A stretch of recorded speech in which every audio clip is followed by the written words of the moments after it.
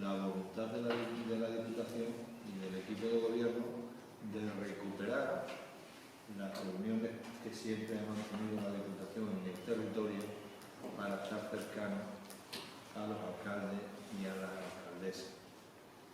Y que con motivo de la pandemia, como todos sabemos, pues estos 2 años no ha sido posible.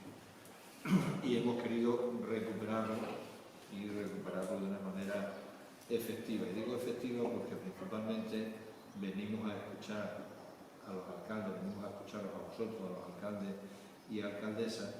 No se nos escapa a nadie la altura de la legislatura en la que estamos, pues para deciros en líneas generales cómo están los distintos programas de inversiones que están en el presupuesto del 2022 y puntualizar algún problema concreto de alguna obra concreta que tenga un pueblo determinado, para simplificar trámites administrativos, que simplifiquen el trámite administrativo tanto dentro de la casa, de la Diputación, como el trámite administrativo también para los ayuntamientos, unificando. En todas las reuniones me acompañan compañeros y compañeras del equipo de gobierno.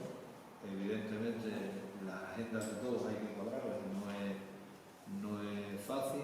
No sé si Álvaro y Luis Fernando se incorporarán a lo largo de la mañana, pero en cualquier caso me acompaña Pablo, que conocéis todos, que es de la zona, el diputado de Deporte, Fernando Grande, que es el de Cultura y Deporte, Amelia, y la de Política Social e Igualdad, y Patricia, que es el diputada delegada del área de turismo. Los proyectos están empezando a contratar. El plan bianual sabéis que era el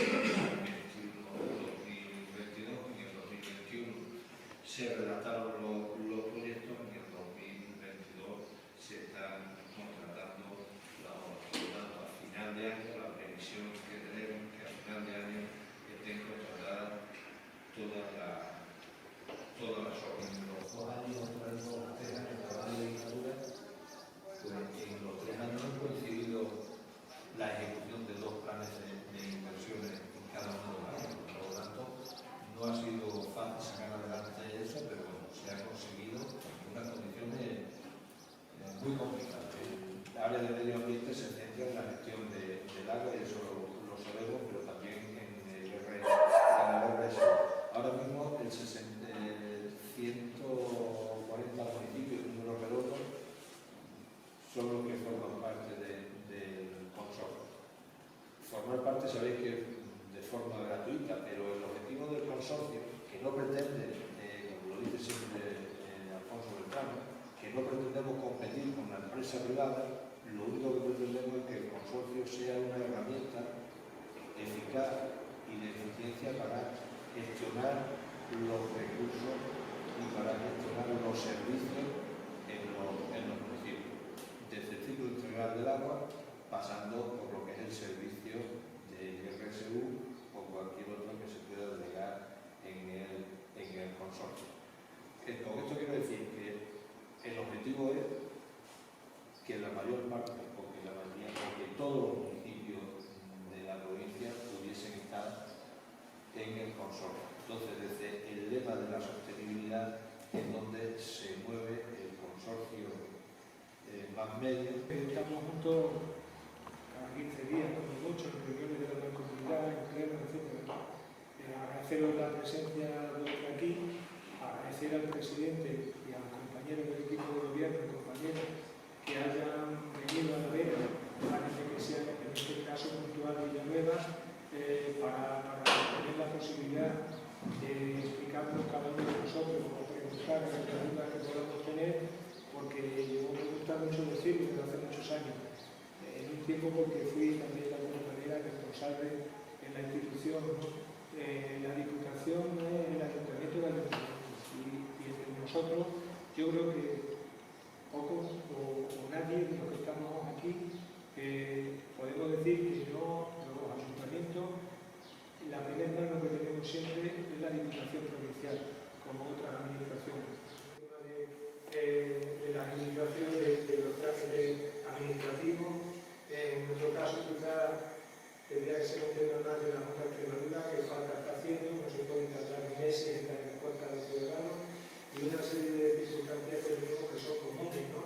Los planes generales de cada ayuntamiento, el tiempo que se tarda en dar respuesta, el tema de la ley, se modifica la ley, pero sigue habiendo cada vez más problemas, ese núcleo de regulación, que si luego después estamos cerca de los cauces de garganta, de río, que si tenemos problemas desde el punto de vista medioambientales y nos podemos tirar meses y meses. Yo, por ejemplo, con un tema de una carreta de 5G que me tiene que poner telefónica, estamos creando un informe medioambiental cada año. No puede ser, ¿no? Cuando estamos hablando de despoblación, cuando estamos hablando de asentar las poblaciones en los pueblos, no podemos ser las propias administraciones los que alarguemos más los procesos.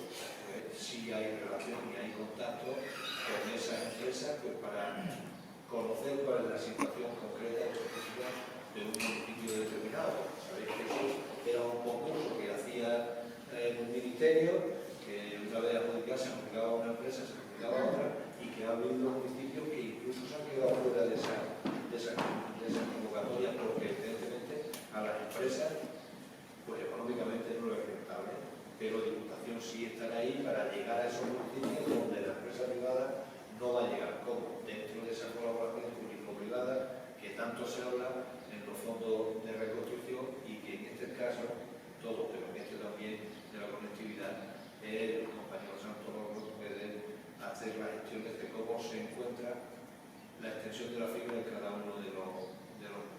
Ya han procedido al ingreso de las cantidades, tanto de la parte de cultura como de la parte de deporte, por tanto, los finales del mes de abril están ya en vuestras cuentas y cumpliendo ese compromiso que tiene la Diputación de Cáceres. Luego, a lo largo de todo el año tenemos una serie de programaciones con programas propios que hacemos desde el área. Vamos a llegar, por ejemplo, a control crítico a una localidad, también con otro programa nuevo, Ford Cáceres, que llega a las últimas localidades de la comarca. La convocatoria de festivales de efemérides, que también estaba destinada a ayuntamientos, también se ha resuelto, porque en nuestra comarca ha habido dos localidades que se presentaron y que vamos a tener una ayuda, que son Candilla y Valverde de la Vera. Y luego, además, esa programación que hacemos a lo largo de todo el año, la continuación de lo que comentaba antes del programa Ford Cáceres, que es nuevo, pues tenemos Estivalia, luego toda la programación de otoño, con los ciclos de nuestro teatro, de Carencia, el programa de Navidad. Tenemos también otra serie de convenios con federaciones que también ponen o que nos permiten ofrecer a los ayuntamientos una serie de actividades culturales que podéis hacer uso a lo largo del programa. Estoy hablando de la Federación Extremeña de Folclore, que tenemos un convenio con ellos que nos permite que si en algún momento necesitáis una ronda o un grupo de folclore, podéis hacer uso de ello. En el mismo sentido también tenemos con la Federación de Bandas de Música, por el convenio que nos permite llevar a una banda de música también a cualquier localidad que nos solicite. Tenemos el convenio con la Federación de Corales, también en el mismo sentido, o también con la Asociación Banda Provincial de Música. Por tanto, simplemente tenéis que solicitárnoslo y hasta que completemos el cupo de actuaciones que tenemos a lo largo de todo el año en base a esos convenios, pues podéis pedirlo y no hay ningún otro requisito, simplemente que esté disponible para el día que queréis. Bastantes veces me reclamáis para que venga para acá, sobre todo las asociaciones de amas de casa, que es una comarca donde está muy activa y se nota que tiene mucha participación en todos vuestros municipios. Desde mi área realmente trabajamos poco con los ayuntamientos, sobre todo trabajamos con asociaciones y con entidades del tercer sector, tanto en igualdad como en política social. Esto no quiere decir que no lleguen las políticas a los municipios, sino que no llegan a través de los ayuntamientos, sino a través del tejido social, como por ejemplo un proyecto que tenemos con ANPACE desde el 2019, en el que acerca las terapias a los niños que tienen una discapacidad, las acerca a los municipios pequeños para que no tengan que trasladarse hasta ANPACE Cáceres, que es el centro más cercano para los niños mayores de 6 años, aunque también en el de Jaraíz también se da.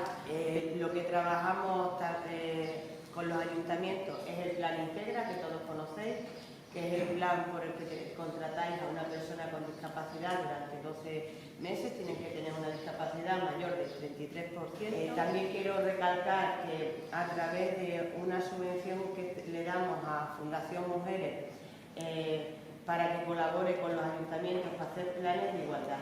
Es obligatorio tener en cada ayuntamiento su plan de igualdad, es obligatorio por ley, y en algunos ayuntamientos están viniendo que puede ser sancionado por no tenerlo. Entonces, si estáis interesados en hacerlo, por lo menos tener información de cómo hacerlo, os ponéis en contacto con Igualdad de Diputación, os ponéis en contacto conmigo, yo os paso el teléfono, para que lo vayamos haciendo poco a poco y no venga alguna sanción a la ley. Convocatoria de centro de interpretación, habéis estado esta semana en una reunión donde se ha explicado y está resuelta, que siguen en pie las fiestas de interés turístico regional y nacional, que sabéis que son nominativas y que están en nuestros presupuestos. Y en cuanto al plan de sostenibilidad turístico Vera-Jerte o Jerte-Vera, no quiero primar a ninguna de las dos comarcas porque ambas son igual de importante en cuanto al sector turístico. Decir que el día 4 de febrero se constituye la comisión de seguimiento del plan de sostenibilidad. En esa comisión los temas que se trataron, el más importante era la contratación del personal que va a desarrollar, va a hacer posible el desarrollo del plan, era la contratación del gerente y del técnico, que los proyectos, no solamente redactar los proyectos, tener las autorizaciones pertinentes, y todos sabemos y somos conocedores, lo han dicho aquí, el tiempo que nos conlleva a veces tener esas autorizaciones, ¿no? Pues está estableciendo y dándole prioridad para planificar y poder llegar en tiempo con esos 3 años que tenemos por delante de trabajo, estructurado en 4 partes principales.